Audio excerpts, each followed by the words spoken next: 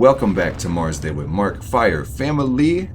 It is your host with the most, Mr. Meyer with the fire, here to take the collective vibration higher. And a very special week ahead, I must say. This is the astrology for the week of June 17th to the 24th. So I'm going to bring you through the highlights and what we can expect. And it's going to be a very beautiful week. And this is the second time I've made the video, and I'm not going to let that dampen my enthusiasm. It's actually going to amplify my enthusiasm. I'm super jazzed because where we start with this week, we're ending Gemini. We're moving into Cancer season. We have this new moon coming soon. Ooh, ooh. And then we've got Mars going into Virgo. Are you kidding me?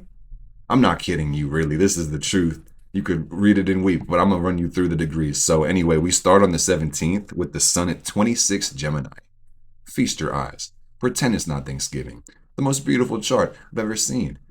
The moon is at 15 degrees of Pisces. How spicy. And you got Mercury at 16 degrees of Cancer. No dancer. And you've got Venus at 11 Taurus, trying to explore us. And you got Mars at 0 Virgo. I got no more rhymes, basically. But anyway, you got Jupiter at Cancer, 1 degree. Saturn is at 1 Aries. You got Uranus at 29 Taurus. Neptune at 2 Aries. Pluto retrograde at 3 Aquarius. And the North Node is sitting at 22 Pisces. How spicy. All right, next week, where we film on 107, June 24th, the sun is at 3 degrees of Cancer, my friends, and the moon is going to be super close to Cancer. So we really have our new moon on Wednesday. Not this week, but next week. New moon in Cancer. Be there, be square. You've got Mercury moving up to 27 Cancer. Venus moves to 19 Taurus. Mars only moves up to 4 Virgo. You've got Jupiter moving to 3. So you got this Jupiter Sun Cazimi. Ooh-wee.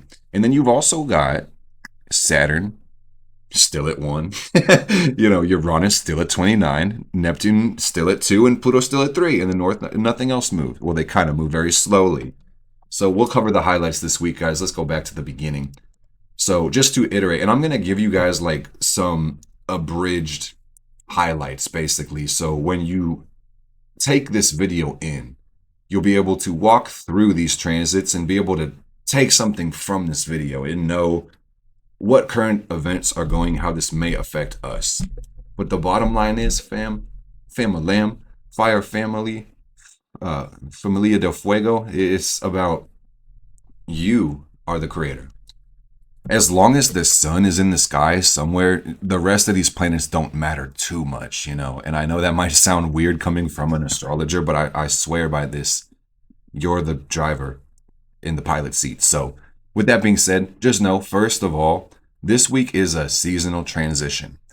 It's about to be summertime for a lot of us, and for the other ones, it'll be winter time, depending on which hemisphere you happen to live in. But we're switching from air to water, Gemini to Cancer. Get excited, guys. And the real big theme with this one says our attention and our energy may go more within, internal. And some of us, I'm sure we know the symbols on some level. Gemini is the twins, Cancer is the crab. So this last month has been more open-ended and open-minded. Communication and interaction and variety was the theme of Gemini. It always is, really. And then Cancer is going to make us prioritize things like comfort and connection, intimacy. So on one note, this could be like a blast from the past, looking at nostalgia. Family matters could be important in Cancer. But above all else, I just want to say this is living in the inner world, okay? So when the sun goes into Cancer, we have 30 days of that transit. When Jupiter goes into Cancer, where it is right now, we have about a year. So hey, fam, Cancer is ruled by the moon. So 2025 right now is telling us to get in our feelings, to take care of ourselves, especially in these times right now, to look after yourself. And then we can look after our loved ones, but you got to make sure that you are taken care of. Okay. Connection is direction. I'm going to talk about Mercury and Cancer too. Connection is direction, guys. Everybody is blessed with what we call intuition. Even on an instinctive level, our emotions, our feelings, they guide us and they protect us from danger and they lead us towards success and abundance and beauty. And on that note, Venus is in Taurus. So Venus is home here. This is the planet of love and beauty, and it's here to remind us life is good. It really is good when you take care of yourself, when you be having it, when you eat and sleep and breathe well. Venus Taurus says, slow down and focus on prioritizing your needs. I will say, it's so cool that the moon also exalts in the sign of Taurus. So while there's something natural about Venus and Taurus reflecting how we indulge in the things that we need to make us secure, the moon's exaltation in the sign of Taurus also further indicates how our emotions and our instincts actually lead us towards survival, which is super cool how the zodiac reflects this basically.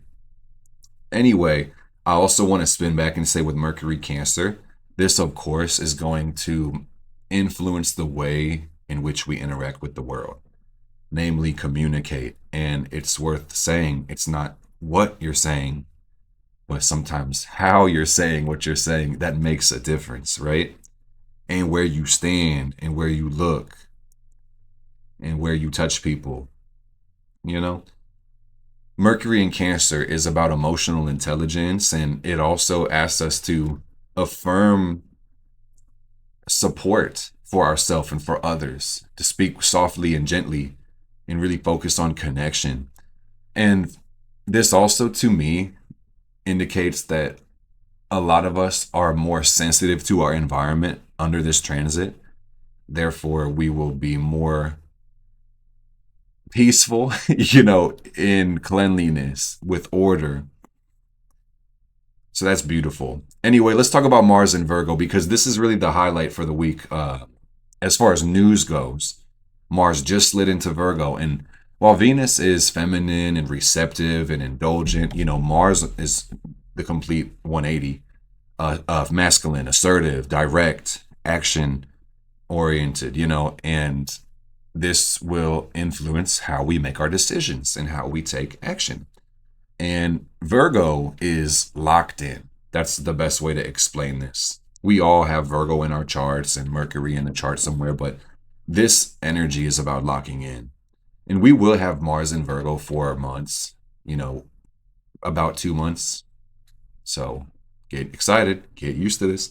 This is about thinking and working like a machine. And when you put the drive of Mars in the analytical Virgo, you get this systematic approach towards all of life. And on one note, those that love growth are going to be really excited on this time, but those that don't really appreciate growth, they could get extra frustrated with Mars in Virgo too, because there is this intensity that kind of comes through the focus and our ability to control and serve too. So I will just say, man, that this Virgo energy, this Hermit card that we're getting with Mars, is just reminding us all to be a student of the game and be willing to grow. Because really, that's the main thing. Apart from the waning moon leading us into the new moon, I think what's important to know about this week is just Mars is in Virgo and Saturn is in Aries, and the North Node is in Pisces, and astrology is a language, guys. So what I read here is that dreams really do come true. That's the North Node in Pisces. Okay? Saturn and Aries, we really are the creators of our reality. And the only thing that holds you back from the reality that you desire is a plan and action. Mars Virgo, a plan and action. Okay? I think the rest really is commentary, but I will highlight a couple more aspects, guys, because that's the main message. And I hope you resonate with it. I hope you like it. If you do, please do hit the like. As far as energy levels, the pressing things I was seeing this week is sun aspects. And there's really only two. But before I press on these buttons, I just got to press the other button and say, we are the creators. Yes, we are. So if I could see a flame in the comments somewhere, if you're receiving that, put a flame on your comment. That would let me know that you see what I'm saying right now. But as far as the sun goes, again, number one, the sun is going to make this transition from Gemini to Cancer. So we kind of already know and talked about how this is going to shift us into a more emotional orientation. Number two, though, and check this out, you can see it in the chart. As the sun creeps up into this cardinal sign of Cancer, it's going to make a 90-degree angle with Saturn. Sun square Saturn. I like this personally. I was born under one of these angles, as a side note.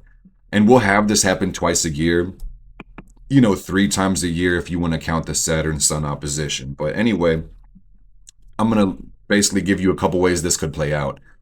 And do understand that because in the beginning of the week we're applying to the Sun square Saturn, and then at the end of the week we're separating from it, this is basically an aspect that characterizes the whole week if you really want to think about it. So on one note, Saturn Sun, if you just want to put the language together, it says self-control. I'm gonna give you maybe like 3 themes. Self-control being one. Number 2, self-imposed restrictions.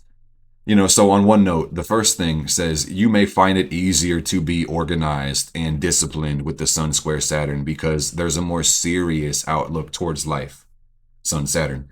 But also, self-imposed limitations. We also may see that our ego drives, the Sun, and our fears get in each other's way. And then as the result ends up, and the result is, no, I'm playing. The result is being overly cautious. And then there can even be a defeatist attitude, just being too negative, too pessimistic, right? All right. And then I guess the third theme for the Sun Saturn square is locking in. No, I'm kidding. That's really, that's the message every day for a Virgo rising. But anyway, the third theme is energy restrictions too. So you got to work within your limits. That's the thing that you got to know about the Sun square Saturn. And on a completely opposite note, we got the Sun conjunct to Jupiter this week, guys. Ugh, we needed this win. So it's like, this week is like edging us to the Sun square Jupiter at the very end. Pause, resume. No Diddy. Why does Diddy always get brought up? I just stop that shit right now, fam. Okay, but anyway, the Sun Jupiter though, Saturn and Jupiter. It's like you got the good cop and the bad cop this week, guys. So at the end of the day, this energy is available for all of us to use. What you do with it is what you do with it. I just want you to revel in the magic of life too at some point this week, okay? If I had to explain my ulterior motive, my wish. But let me just say the Sun is again the self, and then you got Jupiter too. So, it seems like this week may be really a good reset for a lot of us, because again, leading into the new moon, and then we have a whole new season. And then we're going to have this Sun-Jupiter conjunction too. So for those 3 reasons, guys, this week really does have this uplifting effect. And I don't usually do this to go retrospectively analyze, but it is a really important thing to do as an astrologer. I will say, with the last week aspect, Mars square Uranus, I feel like we're in for a really chill week. Truly. Okay. But as far as Sun-Jupiter, I will just say this could be expanded sense of self. That could be extra confidence. That could be self-righteousness. It could be more faith in life. And also, Jupiter talks about blessings. It talks about gifts. It talks about luck. So you may see that this week just kind of has this auspicious flavor. But I will say that this one is like a Tuesday conjunction. So we will see 107, the next episode, start off with a really beautiful glow. So you're going to want to see that one. Make sure you hit that subscribe button so you don't miss the next episode of Mars Day with Mark. From Mr. Mark the Shark, Mr. Meyer with the fire, here to take the collective vibe higher. And hey, don't forget, our sole intention, Fire Family, is to reconcile all paradox with love and truth. And I love you. Take care of yourself. Cancer season. Let's go.